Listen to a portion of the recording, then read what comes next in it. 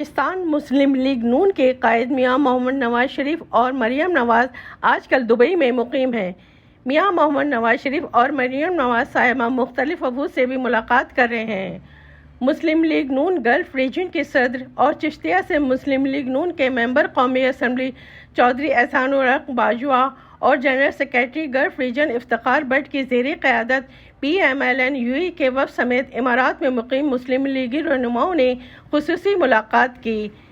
اس موقع پر صدر PMLN golf Chaudhry Ehsan ul Haq Bajwa, secretary general golf Iftikhar but, chairman PMLN امارات محمد غوث قادری، صدر PMLN UAE غلام مصطفیٰ مغل و دیگر نے قائد میاں محمد نواز شریف کو فلاور بوکے پیش کر کے ویلکم کیا۔ میاں نواز شریف نے کہا کہ آنے والے دنوں میں جلد وطن عزیز کے مسائل پر قابو پا لیں گے اور عوام کو ریلیف فراہم کریں گے۔ صدر PMLN UAE غلام مصطفیٰ مغل اور چیئرمین محمد غوث قادری نے کہا کہ اگر نواز شریف کے ادوار کی ترقی کا دورانیہ نکال دیں تو پیچھے کچھ نہیں بچتا۔ پاکستان اور نواز شریف لازم و ملزوم ہیں۔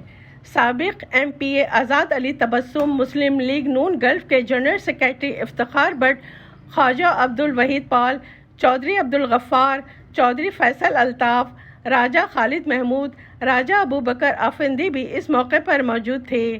کیمرہ ٹیم کے ساتھ شبانہ خان، امارات نیوز، دبئی۔